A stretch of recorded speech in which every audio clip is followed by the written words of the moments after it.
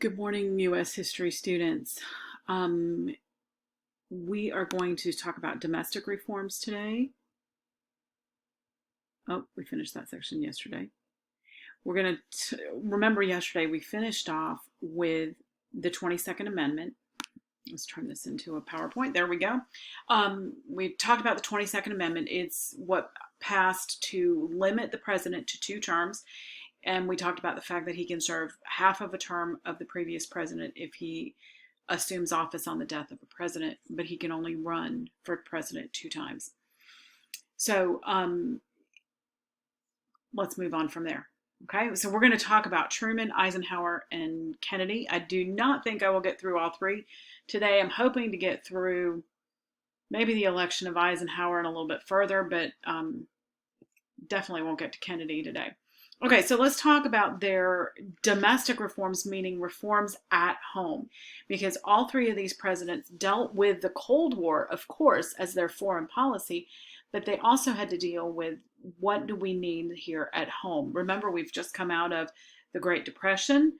We've gone through the New Deal, which greatly expanded the power and the role of government in our lives, and World War II, which helped also to expand the role of government in our lives. And then now we are starting over again fresh after World War II in the Cold War. So Truman and the Fair Deal, Truman's domestic program was really just an extension of the New Deal. He had 21 different points that he wanted to accomplish as part of his Fair Deal, which included all kinds of things like a GI Bill, subsidized medical insurance. Yeah, that's been around for a long time. Education reforms, things like that. So all of these things were part of his Fair Deal program, but they didn't all get passed.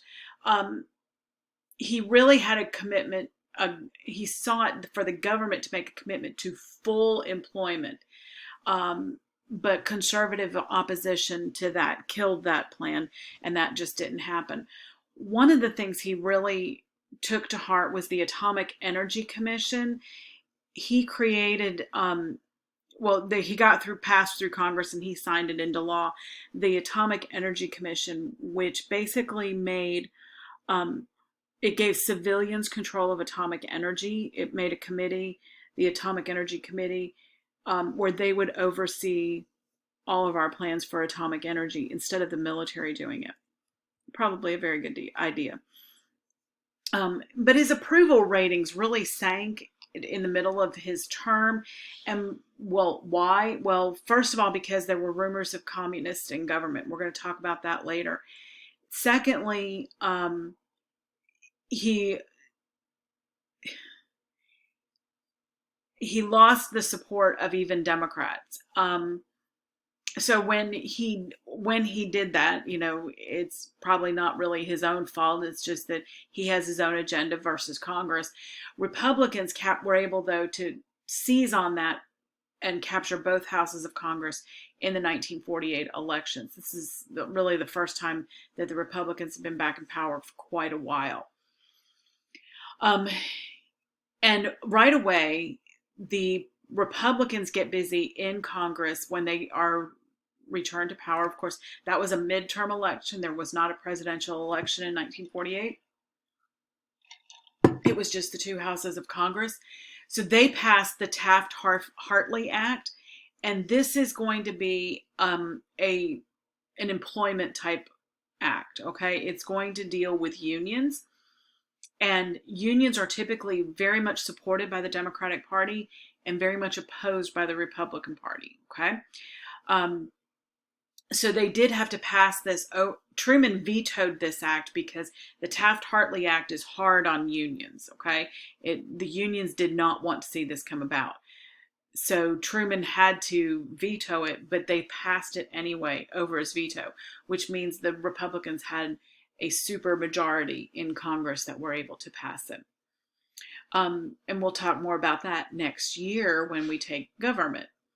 Okay, so anyway, what did the Taft-Hartley Act do? Well, it permitted right-to-work laws, meaning that a state cannot require you to join a union in order to get a job. Okay, there are places in our country today that that the Taft-Hartley Act is not in approval in that is not in force anymore. New York State is one of them. In New York State, if you want to get a job as a plumber, you have to belong to the union. In Georgia, we are a right to work state. You cannot be forced to join a union in order to get a job.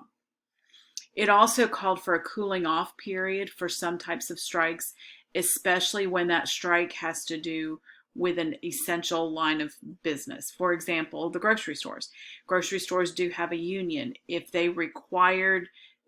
you were part of the union and the union is disagreeing with management on issues, you can't just walk out. You have to have this cooling off period where everybody steps back and says, what do we really need? And then they come back to the table and try again to come to some sort of agreement. Okay, the other thing that Truman was able to do was pass the National Security Act. The National Security Act did away with the Secretary of War position in his cabinet and created in its place the Secretary of Defense. That is still a position in our military, our cabinet today. It is a civilian-held position. The person that holds that position is usually retired military, but they cannot be active duty military. Okay, that is a requirement that it has to be a civilian. But the National Security Act also created the National Security Council. I think I'm saying that right. Yes, the National Security Council. I was a little concerned what the C stood for. And it also created the CIA. Okay, so the different things to help Truman with our own defense here at home. Okay, so let's talk about the election of 1948. Really interesting election. If you want to do more research on it, Hip Hughes History has a video on it that's really, really good. All right, election of 1948. The Democrats are not happy with, as a general whole, they are not happy with their candidate, which is Truman. He's the current sitting president. But so they end up dividing three ways. So you would think that the Democratic Party divided three ways versus the Republican Party. The Republican Party is going to win this election. And that's what a lot of people thought. But hold on here, we'll get to that point. So the more liberal wing of the Democratic Party broke off and formed the Progressive Party, led by Henry Wallace. Henry Wallace was a former vice president of Franklin Roosevelt. He'd served in that position before Truman did, in FDR's second term. They wanted some much more liberal policies. And then there was the Dixiecrats. The Dixiecrats are the conservative wing of the Democratic Party, who were very much against Truman's efforts in segregation. Okay, so the Dixiecrats are not in favor of desegregation of the civil rights movement, and they think that Truman has done too much for the civil rights movement, so they want to break away too. Okay, so they are going to elect Strom Thurmond, who was the governor of South Carolina for a number of years. He died just recently. He served many, many years as a senator from South Carolina. And really, once he got through the civil rights movement, he'll become a better person.